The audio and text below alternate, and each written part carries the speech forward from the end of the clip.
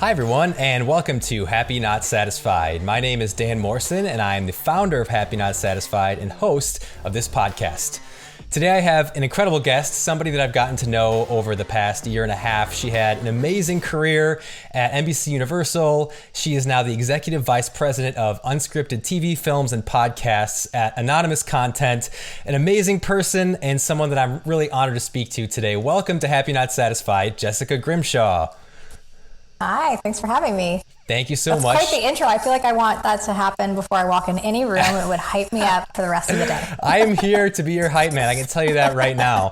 Thank you. I'm really looking forward to this conversation. Like I was saying before we started, I just think you have such a unique and cool and just high level job that not a lot of people probably understand, but we'll get to know and see some of your mindset to sort of how you've navigated things in your life and your career. So if we could just start out kind of basic and maybe give a little bit of an overview of what you do. And I know that probably every day looks different, but like a typical kind of day maybe. Sure. Yeah, I mean, every day is a little different. I think some days I'm a developer. So, I'm looking for really interesting stories, true stories. I'm looking for really interesting people who have compelling events happening in their life or background stories or what have you. And then part of my day is spent marrying those stories or those people with filmmakers. So who can help bring their project to life in the best possible way? Who can we really champion? Who can we help bring like an amazing visual storytelling across the board? And then part of my day is a producer. So being out in the field, being on set, being in post, giving notes, giving creative feedback. Some of my day, honestly, is just like being a therapist and a cheerleader and telling filmmakers, like, you can get through it, and this is why you loved it to begin with. So, I get to wear a lot of hats, but dealing with real people and real stories is obviously a unique aspect of this industry and something that I really love. Yeah, absolutely. I guess a follow-up to that would be, were you always interested in unscripted? Did you do things in other parts of the industry, and how did that come to be? Yeah, I grew up in Florida and I majored in writing for television because at the time, being in Florida, I really had no idea like what jobs existed in Hollywood. I knew the main three. Like I knew there were people who wrote and there were people who produced, there were people who directed, and that was kind of the extent of my knowledge. And I was really lucky. I got into a school that had a writing for television program where I had this amazing professor who mentored me, and she had been a writer on sitcoms. And so she sort of pushed me down that lane, which I was happy to be pushed down that lane. I thought it was fascinating. And I grew up watching old school sitcoms and like really loved that. And so I thought that was what I was going to do. And I moved to LA and then was super lucky and worked for this amazing guy who, at the time, this was in 2006. So reality and unscripted was still kind of new. Mm-hmm. And he was really in love with it and was like, there's a lot of opportunity in unscripted. You should try it. And if you like storytelling, it feels like they're telling stories, maybe give that a shot. And it was really good advice because I was young, I knew nothing. And this side of the business really was good to me and helped me grow quickly and helped me really learn all the skills of telling stories. And once I got into it, it felt so right. And like getting to drop into real worlds with real people was such an amazing privilege that I just wanted to do it forever. And so, I've been doing it since about 2006 and I've never looked back. That's incredible. And as we were just kind of saying in a previous writer's strike, I guess 2008 maybe, you kind of got in right before a big boom in the unscripted genre, I guess. So that's an interesting time to get in. It's kind of like before the financial crisis. That's what I think of with 2008, but also the unscripted television boom, I guess, right? Exactly. Yeah. What's something you think people don't understand, or maybe even a better question is, what's misunderstood about the world of unscripted? It's interesting because it has changed. I think when I started, when reality was the phrase, right? Like when that was the terminology used, it had really bad connotations. I think you'd say it to people and everybody was kind of like, ugh, you do that gross thing, or you're those ambulance chasers, or like it was not well received in the business. It was not well respected, I think, in the business. And maybe some of that was warranted because it was a little bit of the Wild West, and it was a little bit of like everybody was trying to find their way and find their place and how to do this type of storytelling. But I think as time has gone on and it's moved out of what we know of as reality and into more documentary and Unscripted, the prestige has grown, the feeling around it has grown. But I think the thing that people are probably this sounds so bizarre, but I think it's true even in my friend group who exists outside of Hollywood. It's like, these really are real people. These really are real stories. And we don't tell a story if the character doesn't exist. We don't tell a story if the story doesn't exist. It has to really start from somewhere. And it's amazing to this day how many people have a hard time getting that. It's like, well, yeah, but you're writing it, or like, yeah, but you cast those people. It's like, well, we didn't. They either exist and they do the thing, or they don't. So, and I think the people who do the job, my friends and colleagues who do the same job I do, I think at our core, we're really super curious people, and we genuinely like other people, and we are genuinely interested in the human condition and how telling those stories can bring us all together. So, I think as we've all kind of grown up in this business, hopefully that perception has changed, and people now see that it's an amazing opportunity and privilege, like I said, to get to tell a real person's story and help them tell their own story. So hopefully we're a little less ambulance chasers and a little more journalistic these days. Absolutely. I certainly have seen that perception shift, I think, over the years.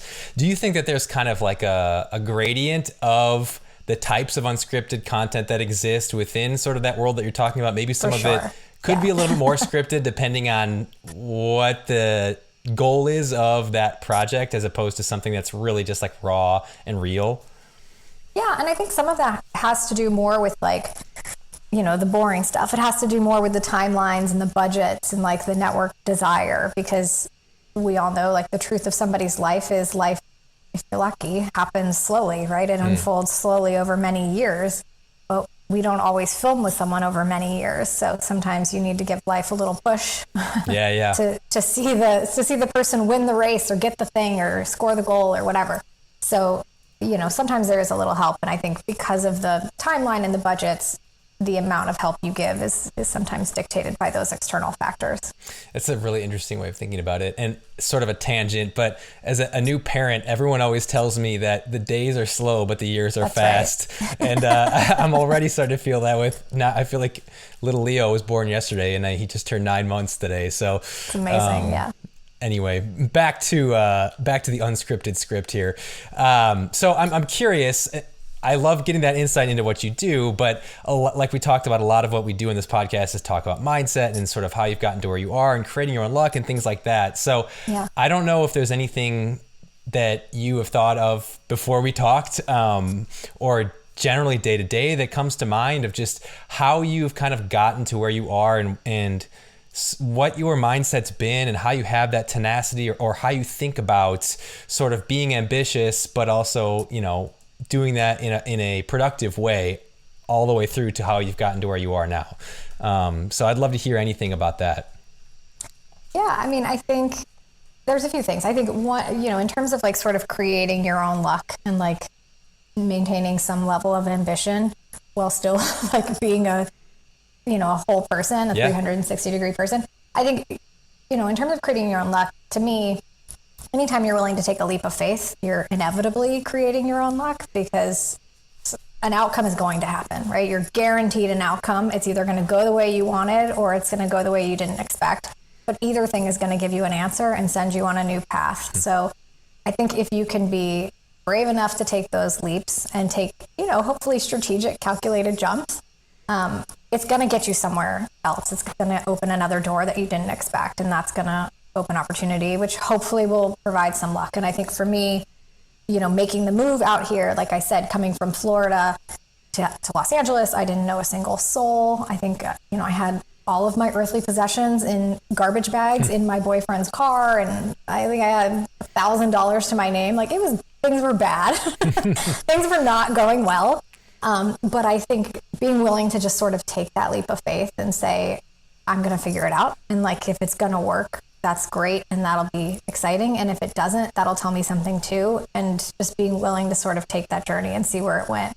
That was to me, that was creating your own luck. Just sort of believing that no matter how the chips fell, you would be okay. And it hopefully, thankfully in my situation, it worked out. It worked out for me, but had it gone a different way, I think I would have been okay. I would have figured out the next move. So And in terms of just ambition, I think ambition changes as you get older, and it changes as your life changes. Like, as you know, I'm a parent now too. And so having a kid changed the way I was ambitious, like the way that translated in my life. And I think for the better. And as I get older, it translates in a hopefully better, more healthy way. I think you start to realize that like life is not a checklist of things that you can cross off, like life is about something else. And my younger years, it was more about that checklist of like, how do I move through those things? And when I check those things off, like I'll be happy, I'll be successful. And the older you get, you're like, oh shit, I checked off all those things and like, I still don't feel whole. So what do I, what's going to feed me if that didn't feed me? And so I think like the secret is like those things have to come from internal factors, not external factors. I feel like I prepped you for that answer. I can't even believe some of the things you just said, because two big things. First of all, I don't think you knew this, but I send out whenever I record an episode, I'll send out like an e-blast email thing, and I'll put a little blurb at the top that I've something I've been thinking about. And the one that I just sent like a week ago, the headline was "Leap and the net will appear." And so it's like that literally could not tie in any better to what you're saying. And I agree 1,000% in that way of creating your own luck. Of course, true luck exists in the world and people catch breaks and this and that, but you can't dwell on that and you can't control that. And so that's why I like framing it as creating your own luck, because it's exactly what you're talking about, right? It's putting yourself into situations where opportunities may arise. It's driving from Florida to California and leaping and knowing that some type of net will appear. I think that's great. And then the other thing that gets me even more excited is you talking about that checklist and thinking that you're going to get happy from that. Literally, that idea is kind of what spurred this entire idea of creating Happy Not Satisfied, because I struggled and still do struggle a lot with this idea of I'll be happy once and it's like, I'll be happy once I get the promotion. I'll be happy once this happens, once I make more money, once I find true love, once blah, blah. And it's like, wait, I keep saying that. And then there's the next thing that I keep saying after that. Like, when do I actually get to be happy? And the checklist is not the way there. Right. And my heart is like beaming. Happiness doesn't arrive at your doorstep, right? It's like not an Amazon package that comes one day because you did all the things. Yes. And I think, when I was younger and before having a kid and stuff, I think that was what I thought. It was like, if I prove myself enough, if I prove myself to these external forces enough, happiness would get delivered to me. And I kept doing all those things and then still didn't feel that way. And I think it was, I was like going through. You can always tell when you have a low moment in my house because Amazon brings lots of self-help books. And in this one particular period, I think they brought A New Earth by Eckhart Tolle. And it was early on in my Hollywood journey. And I read that book and I just like devoured it. And one of the things inside that book was like, basically, I'm not quoting him directly, but basically like you can just choose to be happy. You can just wake up and decide that that's the thing you're going to do and that's how you're going to be. And like there is no one who's going to deliver that package to you ever. And something about that was so freeing that there was no checklist I needed. There was nothing I had to prove. There was no one I had to become. I just needed to make that decision. And that was like a hugely life-changing moment for me. And I think it just all sort of clicked even harder as I've gotten older, as like the things that you thought you'd accomplish or wanted to accomplish, as I was fortunate enough to actually accomplish some of them, not all of them, but some of them. And it was like, these are great, but this is a success checklist. This is not a happiness checklist. Right. And it's almost like, does a happiness checklist even exist? Right. It's just, it's hard to explain, but then sometimes it's so easy. It's hard. It's like Eckhart Tolle says, just choose to be happy. And you're like, oh, I can do that. Like that's allowed. That's an option. Yeah, totally. That's amazing. And I truly do. Like, I would say this is one of my biggest struggles in life still, even though I've acknowledged it and I think about it and I try to work on it. It's really hard to get past that and to convince yourself that you can find your own happiness in the day-to-day and in the moments and in the non-tangible things. It's not just like, oh, I need this achievement to get me there. So I really truly, like, when you started saying that stuff, I was over here like trying to contain myself because I was so I was so excited, because anyone listening, truly, we did not like prep that before this happened. So No. thank you for being in alignment with what I was hoping Of somebody would course. say on this podcast. Look at the universe delivering. Yeah, see, exactly. And I'm very happy right now. It was not my checklist, so it's all good. So I guess you kind of talked about this already, like creating your own luck, right? Would you say a specific story for you was kind of like coming from Florida to California, and then just things continued to work themselves out? Yeah, I mean, I think that's like the biggest example, right? Because there's a million tiny examples where every day you make a decision, you know, every day you take a small jump, but that's like such a tangible big jump to take. And you know, it's one of those things where it's like, it's funny whenever you listen to somebody talk about their life, it's like and then everything just worked out. And it's like, well, a million things went wrong, and a million things didn't go my way, and a million things broke my heart, but you find a way to just keep moving through it. And yeah, so I think that you constantly learn that like it's safe to take those jumps sometimes. When you take a big one, then the small ones feel less scary. So that was like the biggest jump, and then all the little ones just got a little easier. What a great way of putting that. What a great clip. When you take you take a big jump, and the small ones, they just feel easier and more manageable. You kind of widen your scope in a way. I actually hadn't even thought of it that way. That's really, really insightful. That's a great line. Thank you. It's bringing the fire here. I love it. But what I think is super interesting too about what you just said in relation to just seeming like things work out for people, that was part of the reason I started talking about the create your own luck thing, because it's easy, I think, to look at successful people or someone you look up to or whoever, and it's just like, man, they just caught break after break, and then here they are. And that is, I think, the case 0% of the time. 0%, and so, because when you notice somebody, often it's when they're already really doing quite well. You wouldn't know necessarily to know this person or see what their story is as they're building through and trying to get to where they're going.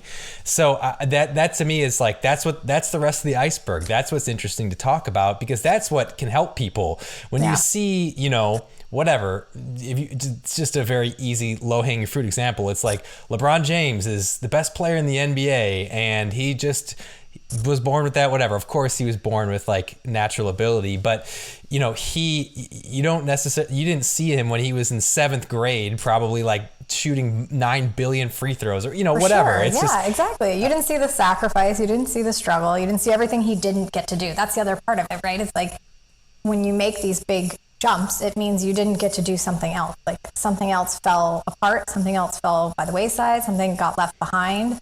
And when you look at somebody like LeBron James, like that's the part of the story you never hear, is like, what are all the things he had to leave behind to be able to be bold enough or be in the right position to take the jumps that he, you know, take the leaps that he took. And yeah, I think it is the really interesting piece of people's story. And as I'm sitting here thinking about the example I just used, of course, that's a weird one a little bit, because he is 6'9" and massive and like does have genetic things. Like I will never be 6'9" no matter how hard I work. So I will never be good at basketball. That part of it, like aside, you know, we can talk about a scientist or somebody that doesn't have to be genetically predisposed to something. And I think it still applies 100%. Yeah. So, again, that's such fantastic insight. Thank you for sharing that. I want to shift gears a little bit, because I'm assuming in your role, you do a fair amount of leadership. I would think that there's people that are on teams or people that report to you or that are involved in meetings you're leading. And I'm sure don't even know the half of it, but I would be curious, as you've expanded in your leadership sort of influence, like what your mindset is when it comes to leadership and how you approach conversations and just leading people, leading teams.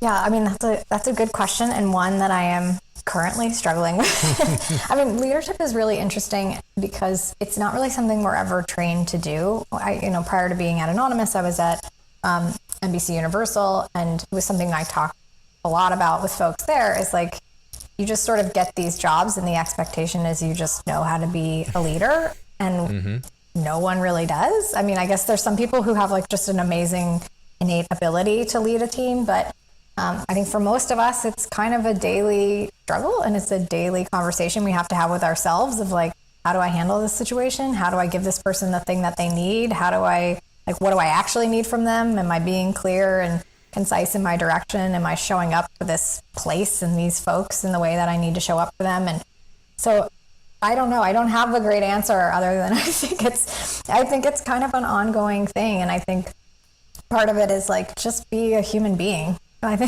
coming out of the pandemic, coming out of everything everybody's just gone through, being in this industry, now heading into 2 strikes, one that has been going on much longer than the second one. A lot of it is like, just be a human being to people. Like, people need to know that, somebody cares about them and somebody knows it's a hard day and somebody is there to listen when they just want to blow off steam, but is also there to celebrate a win, no matter how small it is, because wins really matter. So yeah, I think, I don't know. Nobody's going to give me the chance to write a leadership book. I don't think I'm there, but I try my best to show up as a human being as best I can for my people. I mean, I think that's, beyond most, honestly, just to have that outlook, because you're so right. There's no, like, I went to school to be a band director, right? And most of that job is leadership, and almost none, or maybe none, of the classes I took had anything to do with that. I learned from my dad, I learned from mentors, I learned from trial and error, and like you said, just trying to be there for people and be a good person. And then there's like this almost forced, pasted on, here's your leadership training, and then once you've done this, you will know what to do. But it doesn't quite work that way. And again, it's like sort of tying into the I'll be happy once I versus the happy not satisfied, or the constant journey. Leadership is not a destination either. It's not like you can read a few books and like have a good conversation with somebody and then suddenly you have the leadership badge. It's an ever evolving, never ending process that it sounds like you think about all the time, which I'm sure is in no small part why you've gotten to where you are, and it's the people that feel like, they don't want to embrace saying I'm a great leader, are the people that need to be leaders, and I think that's what makes it so tough is as you get into more extreme versions of leadership and politics and things like that, the people that really should be doing that end up feeling, I think, like humble, and then they don't go for it. And then we end up with whoever we end up with in those positions. So yeah, I think it's an interesting thing, but I think knowing that it's a journey and thinking about it in the relationships is probably a good place to start. So I think that you're probably farther along with that than you're admitting to us right now. Thank you. Well, I think it's tough too it's the balance of giving people space, right? It's the balance of like having control, and like, you're a list person and a type A person. Like, I'm a list person and a type A person. So it's like that constant balance of like, I want to give someone freedom and I want to give somebody runway, and I want them to also be brave and take leaps and make mistakes and do all those things. But also, I need to control the situation to a certain extent. That's why I have my job, and I need to be able to answer for all these things. So that's like a delicate tightrope that I think we have to walk a lot of, like, how do I let you be you, but also deliver the things I need to deliver to this company who I'm responsible for. So, it's a delicate balance. Yeah, it really is. And, the mistake-making part of it is important. People are going to make mistakes, so they're going to do something in the way that they envision doing it that may not be fully aligned with the way that you do. But what I don't know, maybe this is just too reductive, but as I went through my career as a head band director in Texas with all these people and things that were going on, I started thinking of it as almost like the cost of doing business is that there's going to be some mistakes and people are going to do some things differently, but I'm not going to do every single thing that is to be done because I've decided that this one little mistake bothered me. And that was a big lesson for me to learn. It's like not reacting, not being upset, and just thinking, I am very thankful that I have somebody else to help me, and they saw this differently than me, and I think it's going to be okay. Totally. Well, and also for me, a lot of it is like remembering that people gave me that space. Somebody gave me the chance to make a mistake and to be wrong and to show up and mess up, and I want to make sure I give somebody else that space, because there's no way to get anywhere if you don't have the opportunity to fix a mistake or fix a mess up, and you have to have the experience of how to pick yourself up. So it's like the strategic calculated jump of letting this person fly and knowing that they might fail, and that's okay too, because you're still there for them.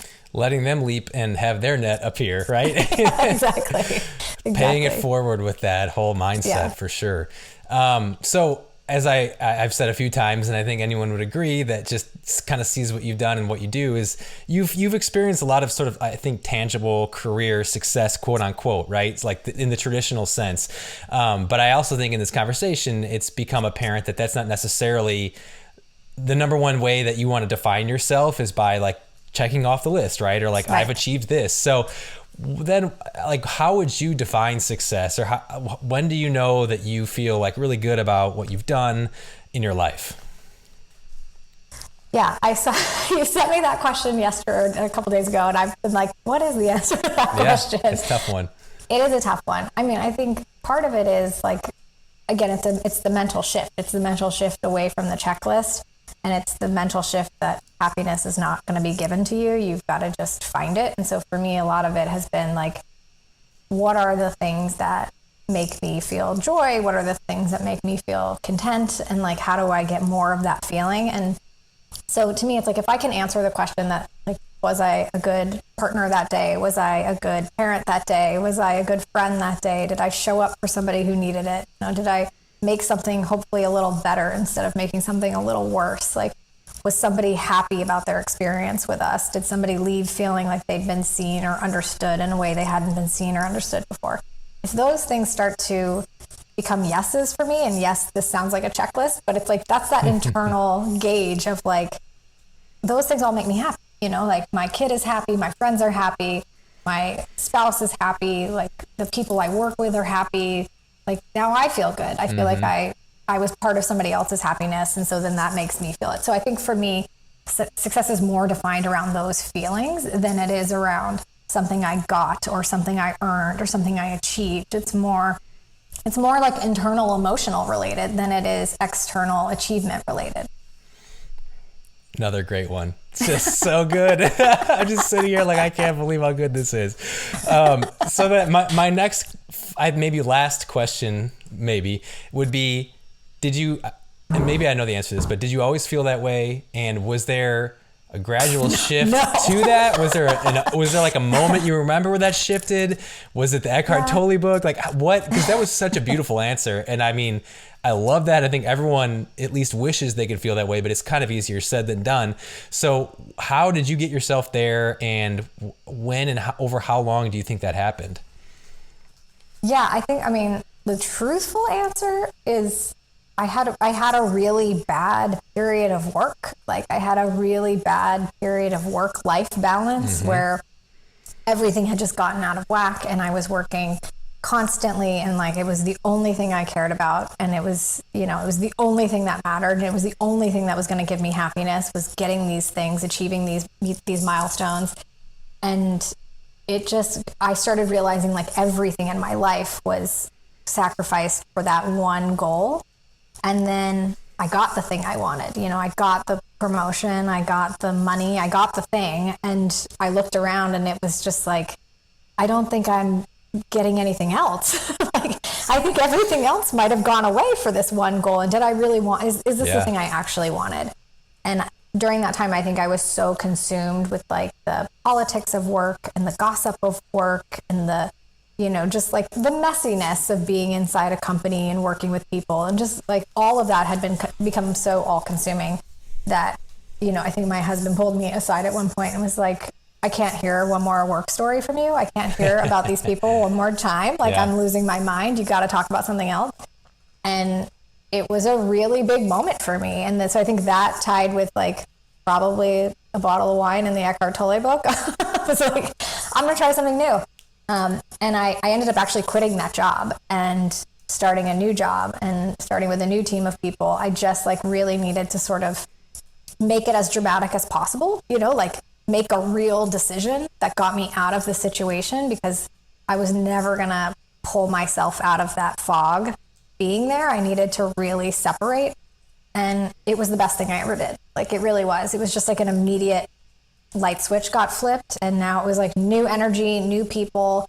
And so it kind of allowed me the space and the runway to say, I'm just going to try something totally new altogether. Like, what if I stop caring about that stuff as much? What if I don't invest as heavily into this day-to-day stuff. Like, not that I'm not going to be a good employee and a good boss and all that stuff, but like, it can't consume my ever waking thought. Yeah. It has to be about something else. And it really did. Like, the pieces just sort of started to fall in place after that, because because I changed, like, because I decided to change, not because anything around me really changed all that dramatically.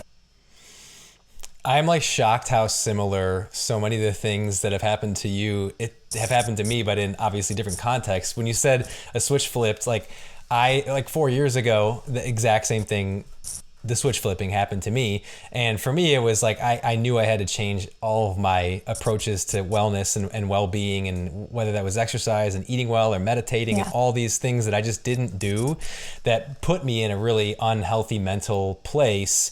I just hit a breaking point, kind of, I think, like what you're talking about. And I literally the next day I changed, and I have not looked back since. And I don't think I ever will. I don't think everyone necessarily has that exact experience. Maybe it's more gradual for certain people, but I certainly relate to it being a little less gradual, where you kind of you hit this point where it's like, something got to give. Like, and things were going well in my career, just like it sounds like they were in yours too. But then you realize too, like, well, what does going well mean? Because maybe things are actually really not going well. Well, I also think when you think about gradual versus like something happening like the flip of a switch, you and I just might have taken a very long time to realize it. Yeah, that's true. It was gradual to everybody else. Would have been like, time to do something new. And that's you and I were like, wait till it is totally unsustainable. My wife would agree with that 100%. Yeah. Yeah, my husband would say the same. He's like, no, you were all in. You were definitely all in. So yeah, I think the smart people probably do the gradual approach, because that means they noticed something was wrong early on. And then the stubborn people are like, I'm going to stay until it almost kills me, and then I'm going to change something. So yeah, but you know what? It didn't kill us. We made it through, and here we are. That's right. We made having it through. Conversations about Eckhart Tolle and what really happiness is in life. Right. Totally. Me 10 years ago would not have been thinking about any of this. So no, same. This has been amazing. I mean, every single thing you've said has been it's just like enlightening and thoughtful. And I really appreciate you sharing what you shared, because I think that we need to hear more stories like what you're talking about, where you were maybe successful in your career, but everything else was suffering, and it was super tough. And maybe no one would ever guess that, because they see you killing it in your career. And we're sort of our society is very focused on that being, oh, you must be good, you must be happy.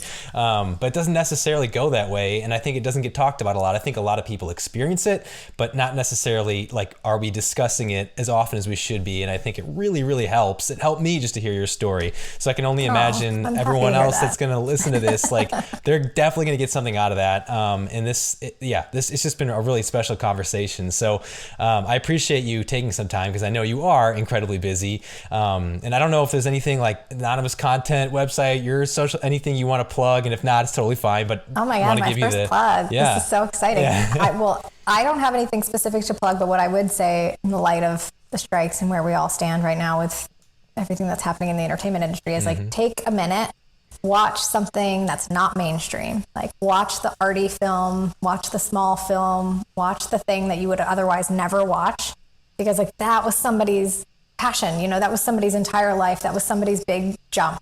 So to honor them, watch something that you wouldn't normally watch, give them a little bit of a like on Netflix or Hulu or wherever you go to watch things, and let them know that somebody saw them today. Amazing. I will take you up on that. And I am going to go ahead and shamelessly plug myself, as opposed to doing a way more high level what you did. But no, I mean, all I'll say is if you want to learn more, you can visit my website, which is happynotsatisfied.com, or Instagram, which is @happy.notsatisfied. Or, and I can't believe I'm saying this, but I have somebody helping me. They made me a TikTok. I'm not posting on it, but I have someone doing it. TikTok scares me, but there is Happy Not Satisfied content on there, should that be the place you like to consume things. So that is also @happy.notsatisfied. So what about Threads, or what's the new one? I know, I'm not there yet. I know, I need to get there. It. I need to get there. The Threads thing is crazy though. It's got 100 million users in 6 days or something. I know, that's what I'm saying. I'm behind. It took me this long to get a TikTok. I've been chastised by people for it. You literally shuddered as you said it. Yeah, so. It still doesn't quite feel right, but I try to keep up up with kids. I don't know, something like that. Yeah. Well, truly, thank you so much. This has been an incredible me. conversation, and I know people will get things out of it, and if they don't, I did, so that's good. Well, glad you did. Yeah, thank you so much for having me. Take care. Thank you.